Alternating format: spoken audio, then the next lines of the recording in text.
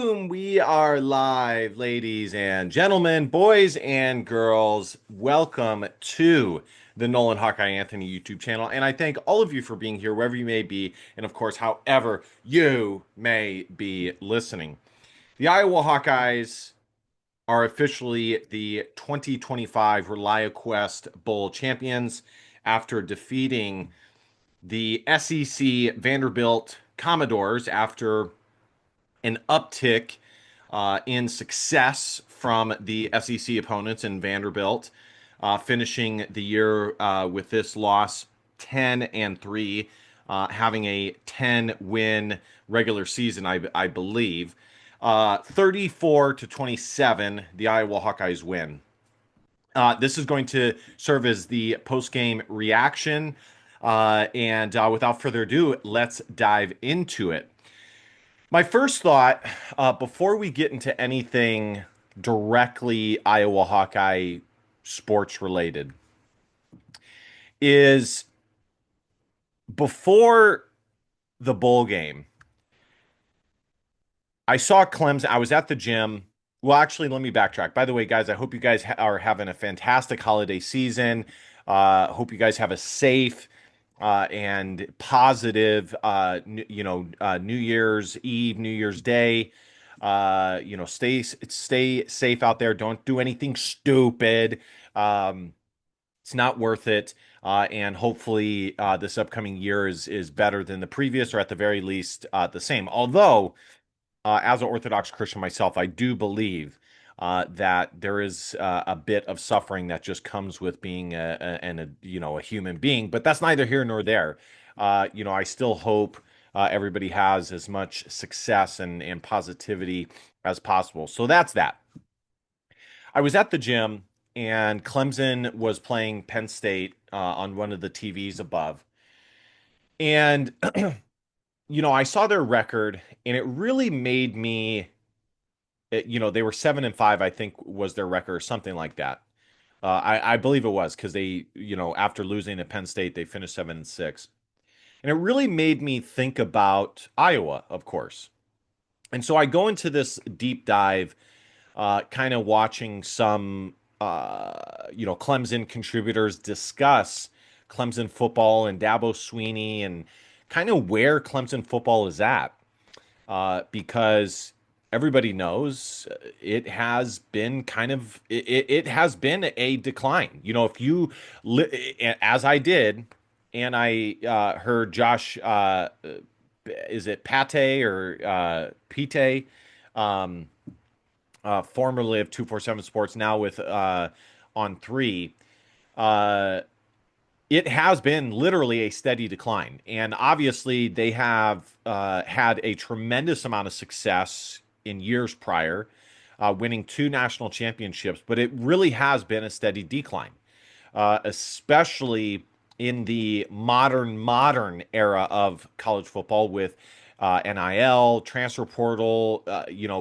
We are completely in the wild west of college sports, with very little regulation. The pendulum has swung so far in the other direction where, before, student athletes had very little autonomy and say so over their career and the value that they were bringing to the universities, albeit most of them, it was only a handful of guys that were bringing a tremendous value to the school as far as how important their name, image, and likeness was. Usually the quarterback or running back or maybe a linebacker, whatever the case may be. It was only a select few, but nonetheless, all of them to some degree, especially the starters, bring value to the university.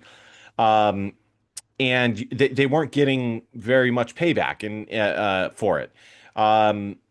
Especially if you consider the coaches were making massive sums of money. And so, you fast forward to now, and it's literally completely on the other side of things, where players probably have more say so, more power, especially the top tier guys at certain schools. And again, previously, what I said, it was only mainly at certain schools, Power Four schools, and even then, or previously Power Five, even then, it wasn't all the Power Five schools, only a handful, and still the case now. but it's really swung the other way, in the other direction. And I think most people in college sports believe that there needs to be something that is done to change things at least ever so slightly, so that institutions aren't getting completely screwed, because at some point, I do think, and I don't want to make this all about this, but I do think things will. But this is going to serve as like the year in review type video as well as the post game. I might do a part two of the year in review, but we'll see. Um, I do believe that things will even out, but who knows how long that will be? And at some point, investors, institutions are just going to be like, we're tired of it. And, who knows what will happen when that's the case. But like I said, I don't think that that would happen for a while, because as long as the institutions are still making a profit, they may not have a ton of motivation to change things. So, personally, I think what should be done is either changing it ever so slightly to where you can only have one transfer where you can play immediately, and that's it. You can still transfer after that, but if you do, you're gonna have to sit out a year. The only reason why they might not do that, though, is as far as eligibility and how many years guys stay at school, because um if I remember correctly, how it was before, if you transferred, I believe you did lose a year of eligibility, but I could be wrong. But I believe that that was the case. It wasn't like, um, you could redshirt. But at the same time, if you still have a red shirt left, I mean, I don't see why you wouldn't be able to use it. So whatever it was, I would have to go back and look.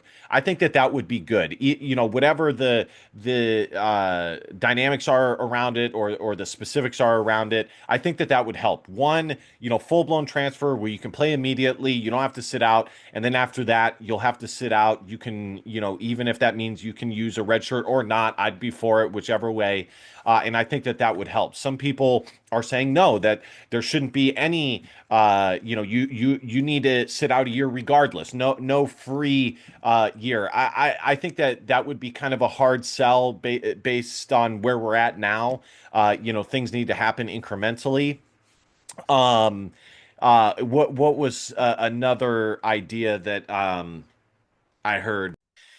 Maybe as far as contractual agreements go, or what other changes can there be? Maybe contractual things where it's standard. The standard contract is that if you sign the contract and it says over the course of a year or two, if a player decides to forego that, then they don't have to be paid. Um, or something like that, like on the contract side of things, things are changed a little bit, but either way, as far as Dabo Sweeney goes, he has been one of the holdouts on it, and he's been very stubborn. And I don't know where Clemson football is going to go after this, but it really made me think about Kirk Ferentz. And you guys know I'm big on being honest, transparent, uh, and calling it like I see it. If I don't think Iowa sports, whatever sport I'm giving my analysis on, is not going in the right direction, if they have a particular game where they won by a lot of points, but the offense still looked like garbage, I'm still going to call it out. And some Iowa fans don't like that, and that's fine.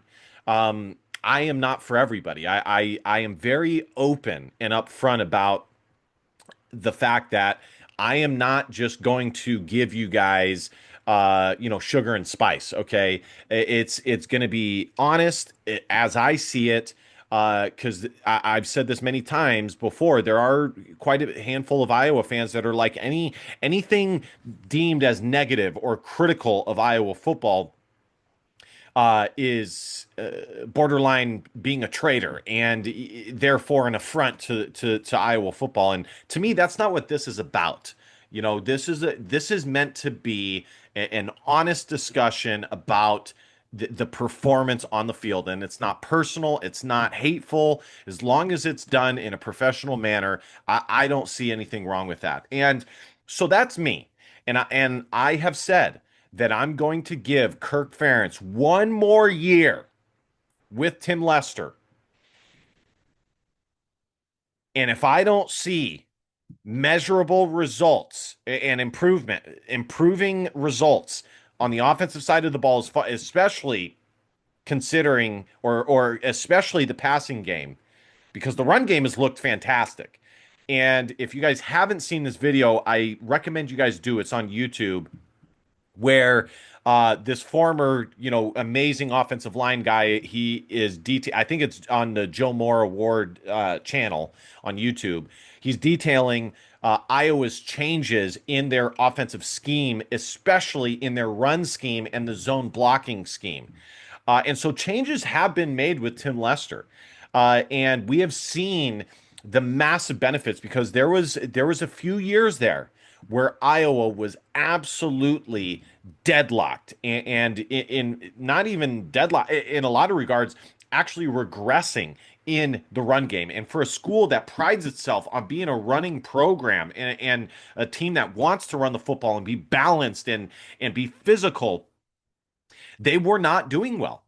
And it was really an amazing feat that they were still finding ways to win games with the passing game being terrible, with the run game being mediocre to below average. And Tim Lester comes in, and that was one of his first changes. And credit to George Barnett as well. And so I recommend you guys go and watch that video. It details it better than I ever could.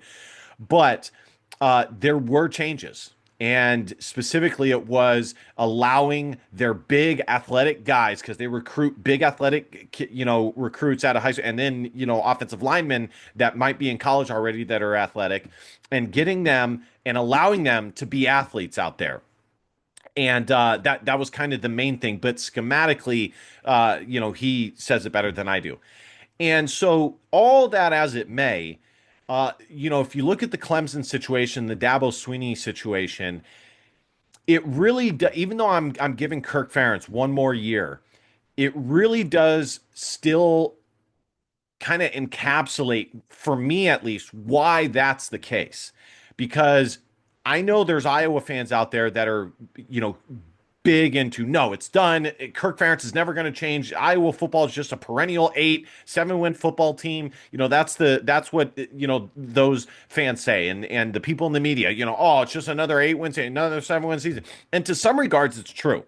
If you look at the stats, it's not technically true, but in a meta theoretical sense, I know what they mean, and there is some truth to that, where Iowa beats the teams they're supposed to, but they lose to the teams, all the teams that they are supposed to, resulting in 7-8 win seasons with the occasional 9 or 10 win season, but mostly the 7-8 win seasons. But you look around and you see what's going on in college football, and I do want to give credit in lieu of Kirk Ferentz and this Iowa football team winning this game and finally getting the ranked monkey off their backs in defeating 14th ranked the Vanderbilt Commodores from the SEC. And listen, is Vanderbilt perennially a Georgia or an Alabama or an LSU or, with those studs and athletes out there? Not necessarily. But in this day and age with the transfer portal, you really can improve your roster and your athleticism like that. So make no mistake, this was a good football team. They beat Missouri, with Bo Pribula, who Iowa went after. They defeated LSU. They almost beat Texas, who's ranked 13th. They lost 34-31. They defeated Auburn. They defeated Tennessee by double digits. They smashed Kentucky. I mean, this was a decent team, guys.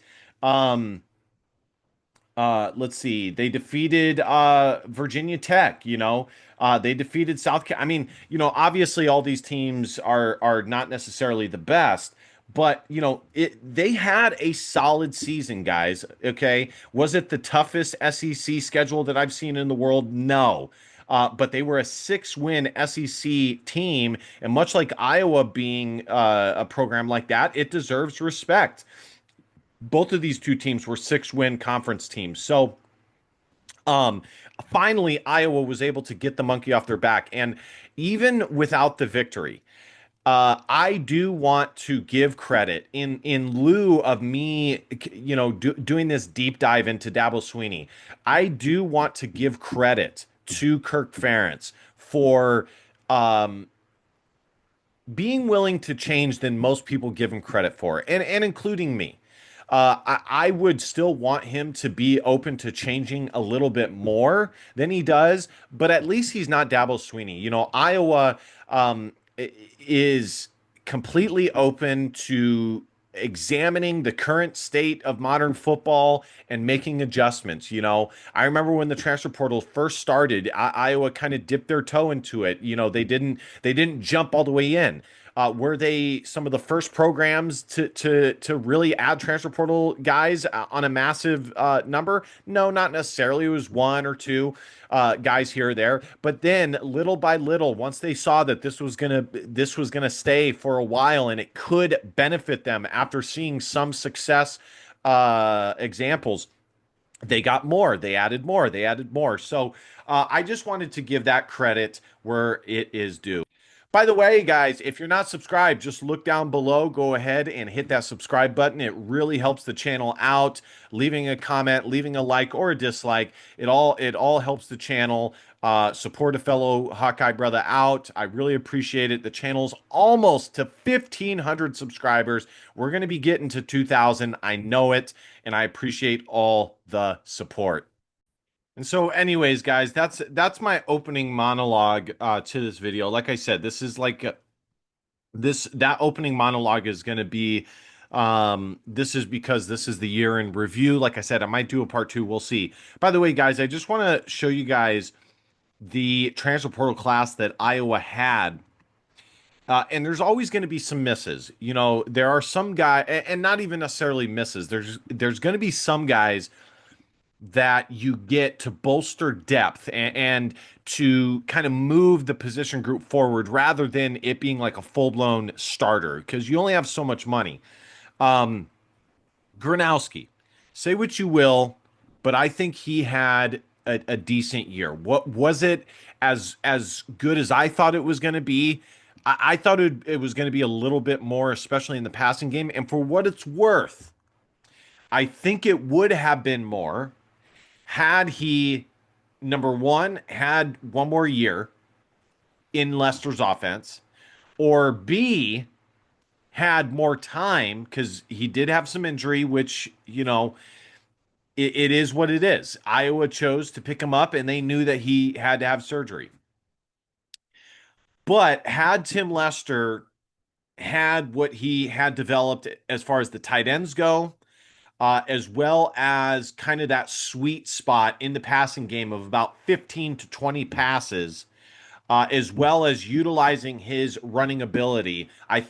Earlier in the year, I think he would have had better numbers. Much better, maybe not, but better. I think that this was much more of a successful year. If you look at the team success, his ability to finish the whole season, the money that NIL was able to give him, I think he was able to give that back successfully in finishing the year, being a good leader, being a good guy for the team, which everybody expected him to be. He's an Iowa guy through and through. Would have benefited from being an Iowa Hawkeye all the way through. But who knows? Going to South Dakota State probably gave him a big ability to develop and refine his skill to a lot of degree rather than sitting, as he probably would have done at Iowa for at least a year or two. Um, and this was more successful than Cade McNamara any of his years. So I consider him. If all you gave me was a success or failure, I would say he was a success. Um, Not a clear cut success, but a success. Bryce Hawthorne, I knew that this was a great pickup, and he's got multiple years of eligibility left. He contributed. He's going to be a force to be reckoned with on the inside. Sam Phillips was an instant contributor as a wide receiver. Did he have a fantastic year? No. But he was a contributor and added depth, speed, and some talent to the room. Bryce George, depth piece. I thought that he might be a starter.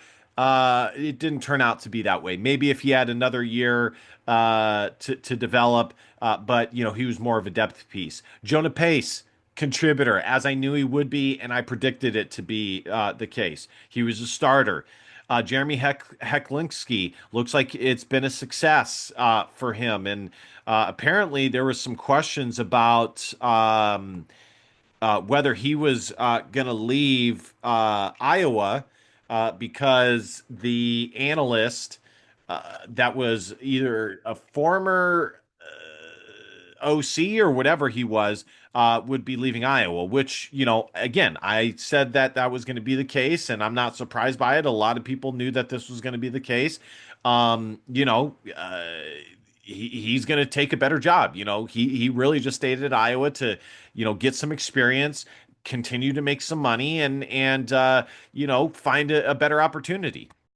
I believe it's Warren Ruggiero. So I don't know where he's going to be going, um, but I believe he is going to indeed be going somewhere else. So, but I think Hecklinski is staying, and as well he should. I mean, I don't.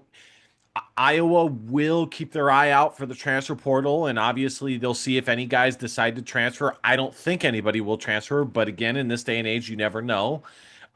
Fitzgerald might leave because his dad just got the job at Michigan State. Um, you never know. So I think he's been a success. Ty Hudkins, we'll see. He was a developmental piece, has multiple years of eligibility. I didn't expect him to get a lot of PT this year. I think really how you need to look at it is this upcoming year, the Purdue transfer. Hank Brown, so far it's been a success. We'll see what happens, but so far a success. Shahid Barros, I thought that he would do a little bit better than he did. He probably had some special team success, a depth piece. You know, it's really hard to say as far as the depth pieces go. I think when Iowa got him, most people thought that he'd be competing for a starting corner position, which he really didn't do. But was this a really high end get? No, not necessarily. So, and then George Nahas is still on the roster. So I think that this ended up being a very productive, with still yet to come, transfer portal class. I always say the transfer portal class that you have, you want at least a few guys that are instant, at least one or two. Well, I'd say probably at least two that are instant contributors. Hopefully a little bit more. And then as far as your overall class, you want to have, if you get 10 guys on average, I think you should want 4 to 5 that end up being contributors on your team in some way, shape, or form. All right, let's talk about the actual football game. I just, again, that's the monologue here. Um, what a game, guys. What a great opening drive for Iowa. They went into the second quarter up 7-0. That first drive where Gronowski avoids the pass rush, that big bodied 6'2" Midwestern quarterback.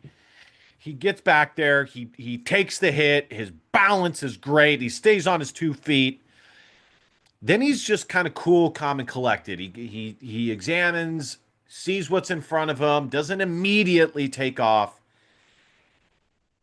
and then he takes off. And the Vanderbilt, D linemen kind of run into one another. They didn't expect him to get through that little gap, and he did. What a play!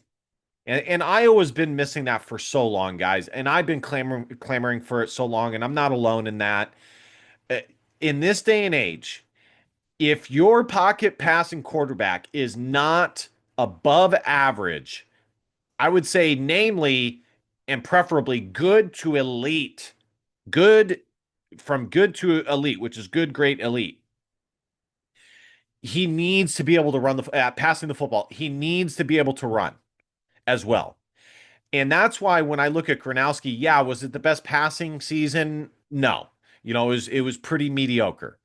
It wasn't terrible, but it was mediocre. Could have been better.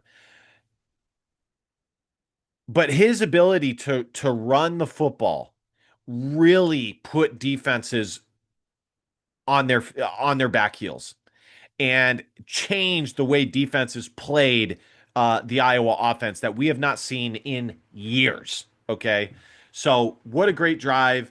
And then it was either Moulton or who was it that got that first touchdown? Yeah, it was Moulton that got that first touchdown. Again, this is why this has been an improvement from Tim Lester. That RPO, especially with a mobile quarterback, where defenses have to respect it and be honest in their approach, and it allows for these 4 or 5 yard gainers out of the shotgun. I mean, it's fantastic. So, and then Iowa, you know, man, we got to talk about that catch from from Reese Vanderzee. I've been saying this for a while. Of all the wide receivers on this current roster, here, let me get this. There you go. On this current roster, uh, he is the most NFL prototypical or NFL, future guy. Okay, that's all there is to it. His size, his ability to adjust at his size, back shoulders, which Iowa has had taller wide receivers, but just because you're a taller wide receiver doesn't mean that you're automatically great at doing back shoulders or going up and getting 50-50 balls. It doesn't mean that. Um, Here was the second sack by Carson Shire. But in motion, twirled around now. He was a dog out there, and man, I really wish he had one more year of eligibility. Um, I think he might get drafted. Honestly, he might get drafted given what Iowa has produced at the linebacker position. The fundamentally sound. It's going to depend on how he tests and maybe how he does in a Senior Bowl. But I would not be surprised if he has played himself into a draft pick. A fourth, fifth round. Fourth through 7 round draft pick. All right, let's check this catch out. Everybody growing down there. Look at that. Just a beaut. That's just a beaut. I mean, the defender and listen, Gronowski, you know, he put it there on a line only where Reese Vanderzee could get that. This is probably one of Gronowski's best throws of the year. He has some pressure. He's got to make a decision. You saw there, he's got pressure on the backside. Half second later, he's getting popped by the Vanderbilt defender. Um, Maybe it was designed to be that way, but honestly, if you look at it, whoever that running back was, I think it was Moulton, actually missed. You guys can see it right here. Missed that block right there, and he gets rid of it. And Vanderzee, what an adjustment! Beautiful catch, just a beaut. I mean, I can't stop watching this. It's just a beautiful play. So, Iowa goes into halftime up 14-3, and then at some point they were up, I believe, 21-3, then 21-10, or 24 here. I actually have it written down here. It's hard to keep track of sometimes. But let's go back. DJ Vename, aka DJ Venami. Um, man, this guy's going to be good.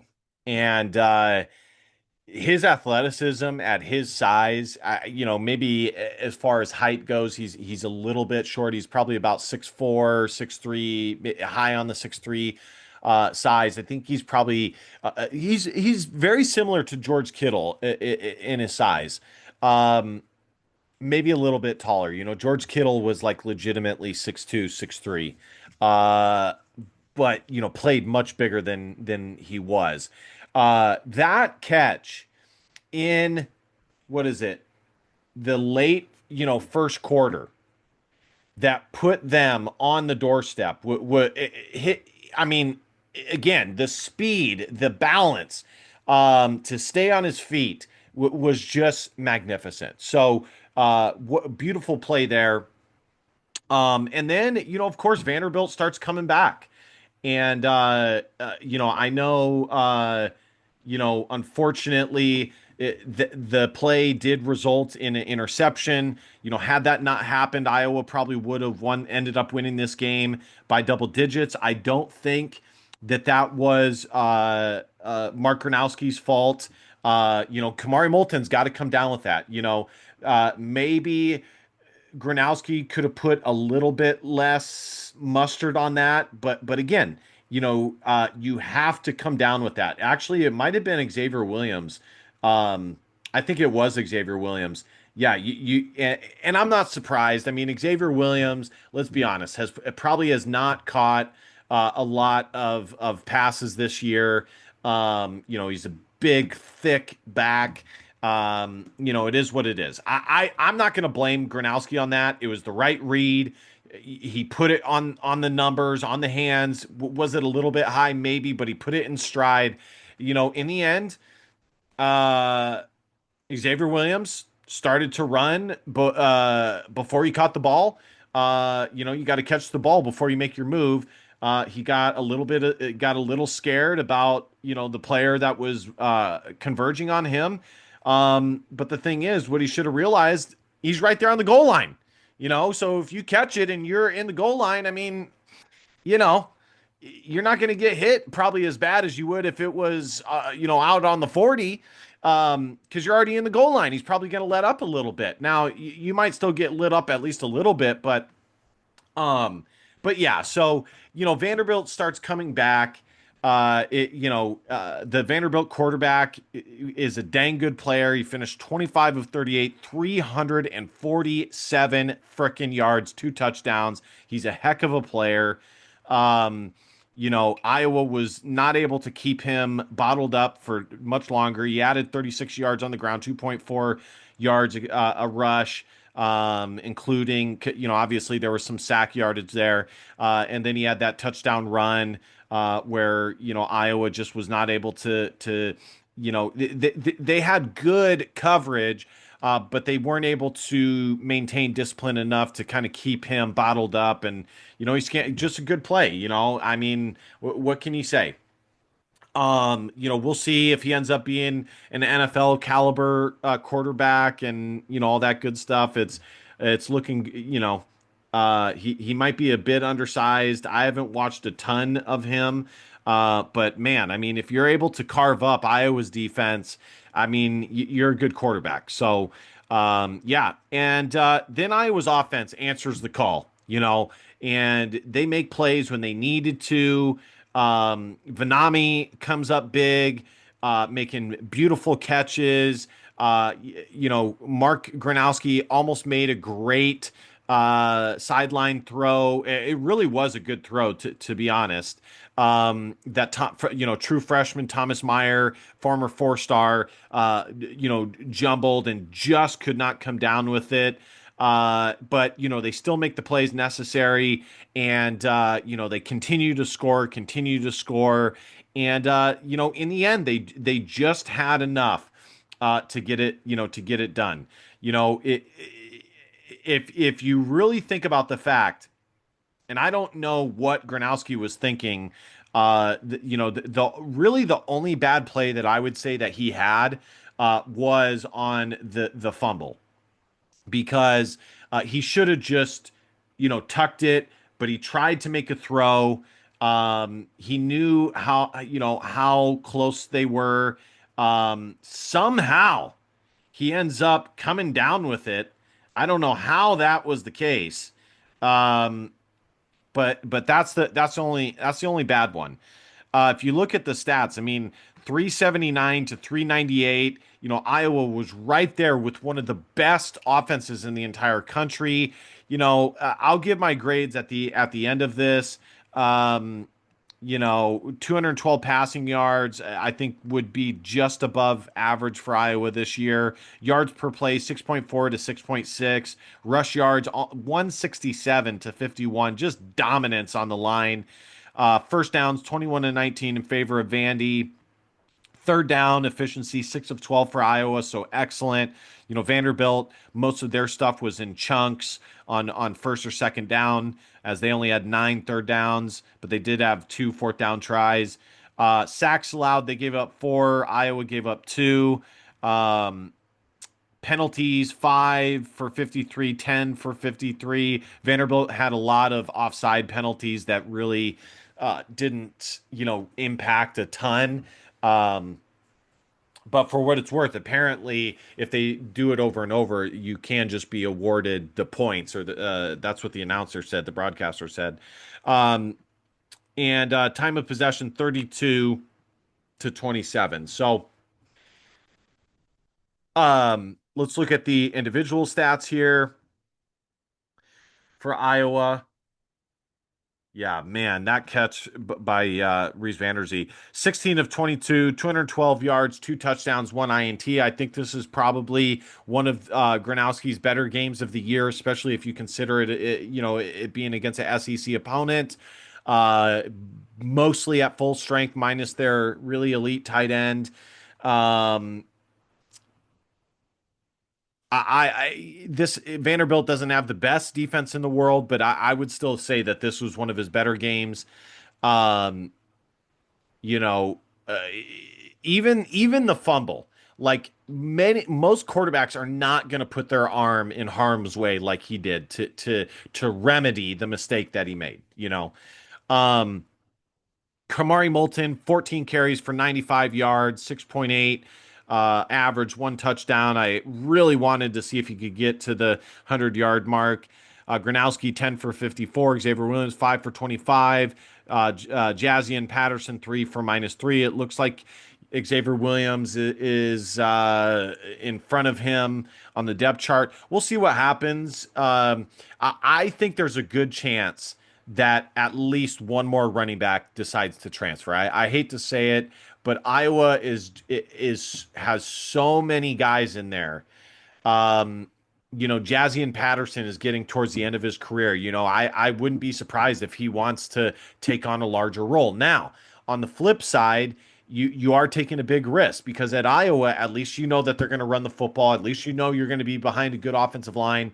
You have rapport built and cachet built. So um, but I wouldn't be surprised if at least one more guy decides to transfer. I hate to say it, but I'm not saying that will happen, but I wouldn't be surprised. Um, and then let's see here. Yeah, there was one play too where Diego had a guy opened, and his arm talent, or lack thereof, was kind of on display. He completely underthrew the ball.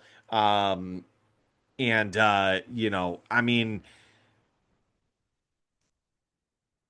yeah, he completely underthrew the ball. I mean, there's definitely, now, granted, they were at the 45 or 50, but the NFL, you don't have to have a massively big arm, but it definitely helps. DJ Venami, holy crap, 146 yards, 20.9, 21 yards per catch, 1 touchdown. What a game. 4 for 33 for Reese Vanderzee, 1 touchdown. Jacob Gill, 2 for 18. Zach Ortworth, Dayton Howard, Kamari Moulton all had catches. What a game. Caden Weegan, kind of status quo. He's really electric in the return game, but as a wide receiver, pretty mediocre. Um, And then Carson Sherrar, two sacks. Ethan Herkett, 1.5. I think there's a good chance he's played himself into being drafted. Max Llewellyn, no sacks. And those are the stats. Weegen, 49 yards in kick returns, 24 and a half average, and then 12 and a half yards per punt return. Drew Stevens, 2 for 2 to finish out his career. And Reese Dakin on the sunny day, averaging 49 yards per punt, two inside the 20. Just superb. Um, yeah, Vanami just balled out. And again, the flea flicker uh, in the early third, that was a great play too. Honestly, it was a pretty good pass. It's not an easy pass to make. There wasn't a ton of separation there. You have to gather the football, plant your feet. There was some separation, don't get me wrong, and he did underthrow it a smidge. But, corner of the end zone on the sideline, you still have to put that on a rope, from the 35-yard line is where he made that pass. And he really did put it exactly where only DJ could get it. It's still a good catch. So, all right, guys, my grades for the game. Let's start with the defense. Again, similar to the USC game, and this game in a lot of ways was very similar to the USC game. Um, I If it was two halves, the first half would be an A, solid A minus maybe. And the second half would be, a C minus to a D, Um, for the overall game, giving up, they still allowed less points than what Vanderbilt averages for the year. Uh, but still, I think even Iowa would say that they don't want to give up 27 points to anybody. But if I'm given a grade, I would say probably a C plus for the game. I wish I could err on the side of being more optimistic considering how good Vanderbilt's offense is, but to me, anything above a C plus is like, a good to great to elite performance, and I don't know that I'm willing to give that to them. I mean, Vanderbilt, for what it's worth, did average 39.4 points per game coming into this game. And Iowa held them to, 12 points less than that. So, some credit is due there. But that's why I'm not giving them a failing grade and I'm still giving them a C plus. I just don't know that I can give them anything better than that. Now, as far as special teams goes, I'd probably give them a solid, A minus A. Drew Stevens wasn't massively called upon for, huge kicks, but his second kick was had some pressure to it. Iowa needed some breathing room as Vanderbilt was getting pretty spicy out there. Uh, he finished 2 of 2. And then of course, Reese Dakin had a big game, albeit in sunshine and pretty good weather.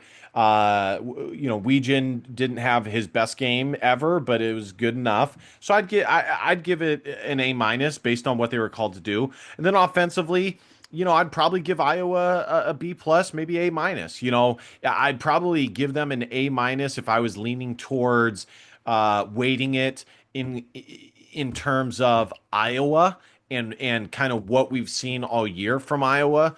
But if I am judging them based off of everybody around the country and weighting it on that rather than just purely looking at Iowa, I'd probably go B plus B. It was solid. It was a solid performance. It was a good performance. I would say that Iowa's offense put together a good performance. Vanderbilt's defense not the best in the world, but still the rush game was there. The pass game was good enough, solid at times. They made some big throws, big catches.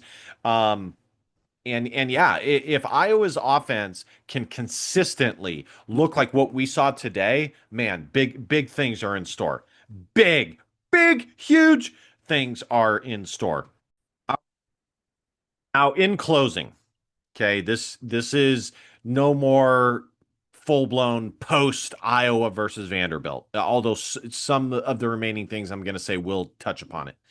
Um, again, if you look at some of the bigger offenses that Iowa played, Indiana, they gave up 20, and they probably should have given up even less. But there was some missed tackles. Penn State, decent offense. They gave up 24. Oregon, top 10 offense, scoring offense. They gave up 18. Oregon is ninth, right behind Vanderbilt. Obviously, the bowl game might change things, but they were averaging 39.2. Indiana was averaging 41.9. Um, let's see where Penn State was at. Usually, Penn State was 37th, averaging 31 points per game. Um,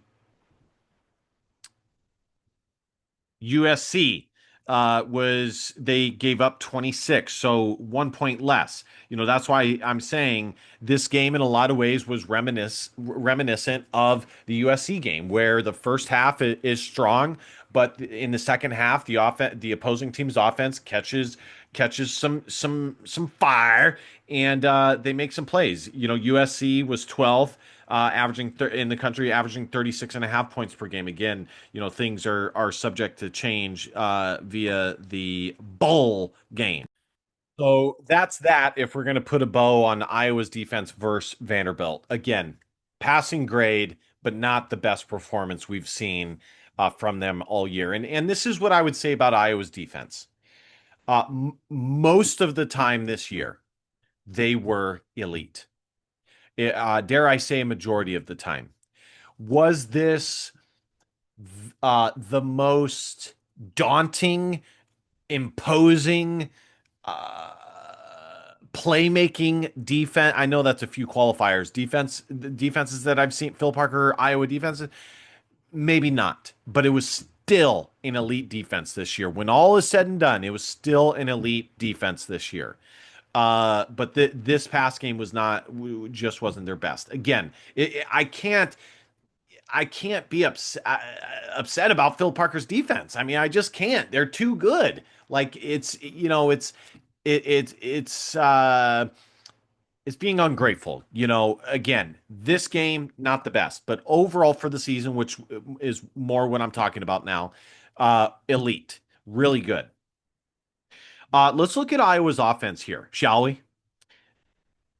One, let's count up how many games they had scoring 30 points or more. One, well, Vanderbilt. One, two, three, four, five, six, 7 games this year out of what is it? 9, 10, 11, 12, 13 games.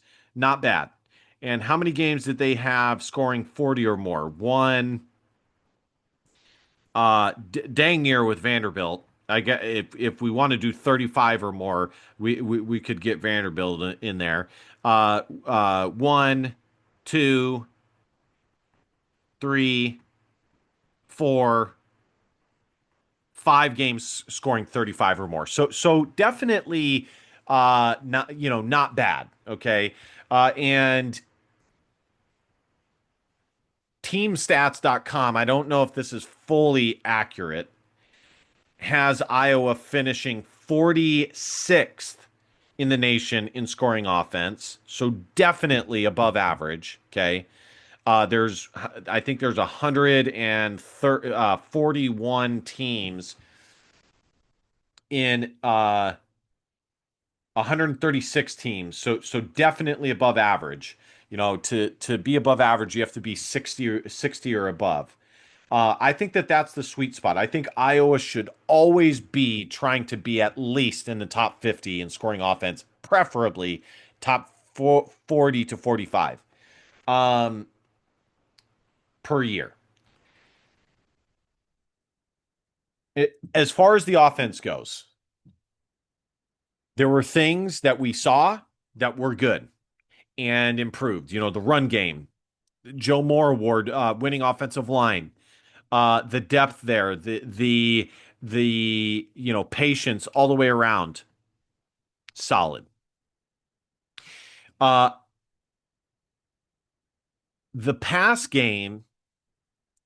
Well, let me go back to the run game. I think that the run game this year was more balanced, and I do think that this year the run game was actually a bit better as a whole. If you take into account Gronowski and all of the running backs, I think the run game this year was stronger and more daunting for opponents than it was last year. Obviously, last year it was exceptional. Obviously, with Caleb Johnson, it was still daunting. But I think this year's was a smidge better. And that deserves credit. Now, I don't know what for sure what the stats are. Maybe somebody can hit me with the stats. I did do a comparison in one of my videos a little while ago, but I'm sure it's very comparable. Kamari Moulton, when all is said and done, is going to finish with 800 yards rushing. Gronowski is going to finish with 500 yards. Those are good numbers, people. Like, for a full team, not bad. Um, you know, uh, Gronowski, double digit rushing touchdowns. Kamari Moulton, I think, is going to finish with five. So again, they probably have close to 30 rushing touchdowns as a team. Now, as for the passing game, I, as I said in the beginning of the video, if Leicester, let me backtrack. If Gronowski had more time, either another year or more of the offseason, it would have helped. It is what it is. He didn't, but it would. I do think it would have helped. It's anecdotal. It's hypothetical, but still.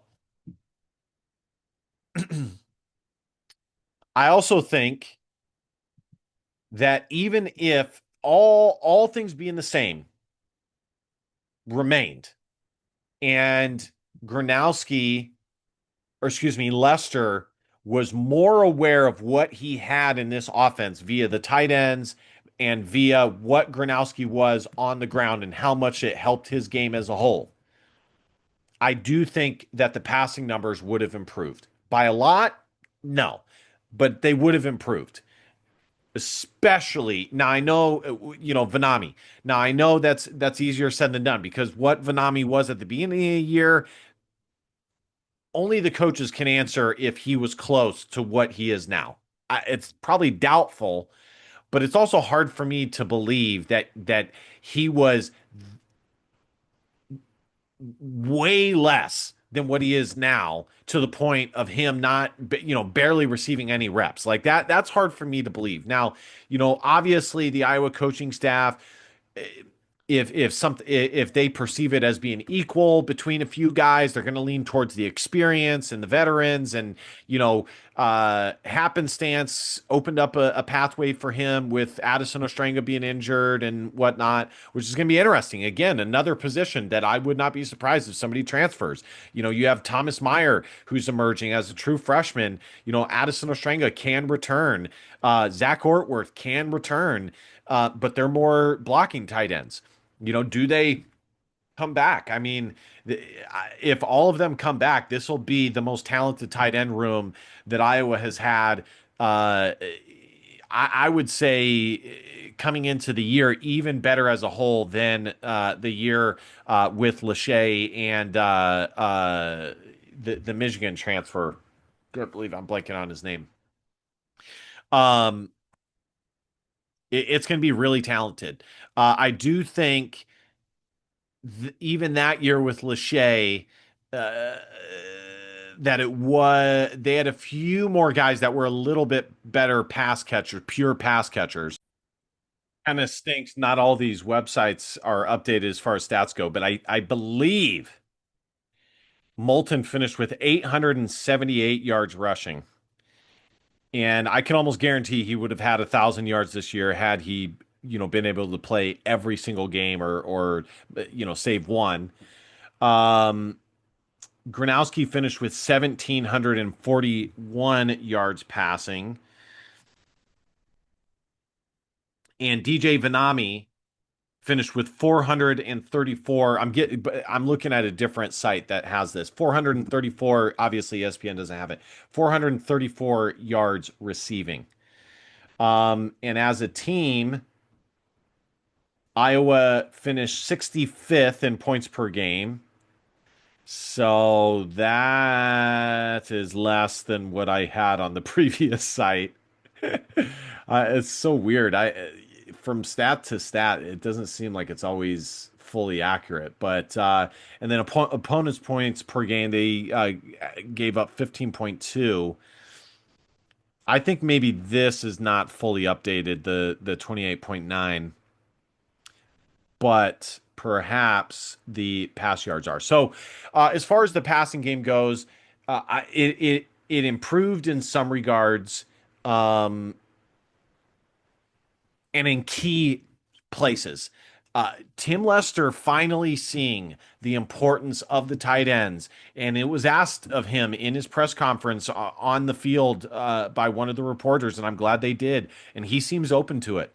And I think he knows what he has now and how important and crucial it can be. And I've said this since day one. If you're Iowa, yes, obviously you want to improve the speed. Not that they didn't have athletes. I hate that misnomer that people have at the wide receiver position, but just in general, okay, everybody's always trying to improve their speed. If that is what you were trying to improve at wide receiver, fine. The talent level, fine. The development, fine. That's all good and well. But one of the main things that you already had when you took over at Iowa is a history, a legacy, and a strength in talent at the tight end position. That is where you can beat opposing teams. That is where you can have a year in, year out advantage that you can exploit because you recruit better than most teams in the country at that position. There's only a handful where that's the case, where you recruit better than 90% of the teams in the country. And tight end is one of those, especially when you take into consideration the development once they get on the program. So, that's just me. Okay. I like where the passing game is going. Uh, if I look at this year, and I give a summation of the offense, the passing game specifically. Was it where I wanted it to be? No, I've said that many times before. Okay, uh, but I have to also ask myself: was it Tim Lester's scheme and the offense, or was it more so that there was an over evaluation of Gronowski's ability as a passer? And maybe also the wide receiver room is not quite there. It's hard to say. It's really hard to say. If I had to put my opinion on it, I would say that Gronowski was not quite the passer as a whole this year. Not that he's not capable of being it in, as we saw today in spurts or in the future. But as a whole this year, I think he was not the passer that most expected, that I expected. Maybe I do think if he had one more year in offseason, I think he would have been better. I obviously had he been able to run around a little bit more, I think that would have helped him too, as I've said multiple times. Um, but I would lean towards that. And I would also lean towards the wide receiver room was not quite there. Now, even still, that is on Lester for not seeing what he could have as far as the passing game goes with the tight ends. Now, ultimately, he saw it, and I'm glad he was willing to find it out. And I would say about midway through the year, he started going to the tight ends a little bit more, which was good. But still, he could have seen it sooner. Better late than never, but he could have seen it sooner. So, the offense, I still need to see more, but it is better. It wasn't perfect. The passing game was very mediocre as a whole. It was decent today, but it was very mediocre as a whole. I need to see more, but I like what I'm seeing. There is breath. There is a breath of life in this offense. It's not the dead corpse that we saw towards the last couple of years of the Brian Ferentz era. It's just not. It's not. So I do think that there's reasons for optimism. Massive optimism. I don't think I wouldn't do that. But some optimism, dare I say a cautious optimism? Yeah, I'd be okay with that. That's what I'm gonna have. Uh, and I am looking forward to seeing because we've been hearing good stuff about what we can see from one of the quarterbacks that Tim Lester is able to develop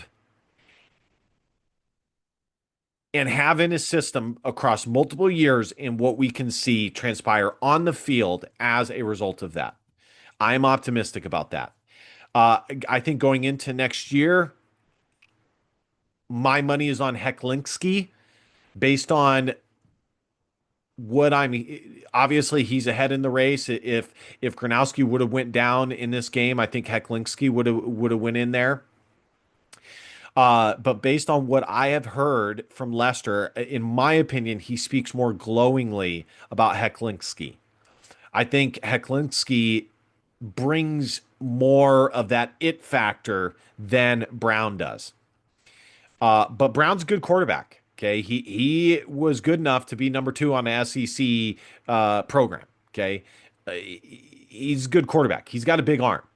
I would not count him out. Even if Hecklinski wins the starting job, I wouldn't count out Brown. You never know what can happen. Now, obviously, you don't want that turmoil, you don't want that roller coaster, but you never know. Of any team that can ride that roller coaster, it's Iowa because they have such a great special teams and a great defense. I know they're losing LeVar Woods, but I feel confident. They'll be able to find somebody to keep it up for the most part. They're still gonna have Reese Dakin, unless he decides to transfer, which I really hope he doesn't. Um, I didn't really think about that until now, honestly, but it is, even when I did the video, it is absolutely possible that he transfers and follows LeVar Wood to Michigan State. But you know, I would lean towards no, he's not. But so yeah, that's pretty much it, guys. I mean, reasons for optimism. There's going to be some differences going into next year. LeVar Woods is going to be gone, but Iowa has a good foundation. They have a lot of wide receivers who have now been in the system for a long time. Again, I always have the caveat of it depends on who transfers. They have a really stable running back room, with a lot of depth. They have talent. I think they have multiple guys that could play themselves into being NFL guys if they keep working and playing hard. Tight end room is going to be the best it's been in a long time. Even going back to the Luke Lachey, Eric All days. I know I forgot to say Eric All's name previously, but if you're still here. And the defense, they're going to be losing some pieces too, but of course they always reload. It's the development, it's the scheme, it's the system that year in year out. And there's talent. There's a lot of talent coming up on the defensive side of the ball. So, my final thought: did this season meet expectations? I I'm holding to what I've been saying, and I said in my pregame, no. Maybe had Iowa won this game by double digits, I'd be more willing to say that and dominated like they were. It was looking like they were doing. Um, but even still, I probably would have said no. And so now I'm still going to say no. Be that as it may. Hold on. Let's see. 6 sacks from Ethan. I think he's going to finish with 7.5 and 6 for Max Llewellyn. Be that as it may, let's get they did finish with a 9-win season. All of their losses were against decent teams. The one that they really should have had back, and I guarantee they wish they could have back, was the Iowa State game. That was absolutely a game they should have won. That's why I hate the Cyhawk game, because it really does nothing for Iowa. But um, that would have made them a 10-3 football team. Um, who knows if they would have still been in this bowl game, but they're a 9-win team. They won 6 games. Their only losses in the Big Ten were all against ranked teams, two of whom are in the college football playoff and may even end up playing for the college football national championship. Okay, so that's a big deal. This team was a talented team, which is why, and I still hold to that, which is why they didn't quite meet my expectations, because I had them being a team that should have won 10 games. But this team as a whole, regardless of expectations, if I just look at it in a vacuum, this team was a consistently good football team. And I would say I'm mostly willing to say that this was a great football team. Elite, no. Great, mostly. Good, consistently. And therefore, they're a 9-win football team. All right, guys, thank you guys so much for watching. Again, Iowa wins 34-27. They finally got that ranked opponent bug off their back, defeating a SEC opponent in 14th ranked Vanderbilt, 34-27. I might have a part two to the, everything else, the year in review type stuff. We'll see. But if not, thank you guys so much for watching. Be sure to hit that subscribe button, like, comment, share. You guys know the drill. And last but not least, DBAP, don't be a pussy willow. In fact, our feelings, because your feelings just don't matter. Love you, Hawk fans. See you guys next time. Go Hawks. Iowa Hawkeyes finished 9-4, 6-3. See you guys next time. Bye bye.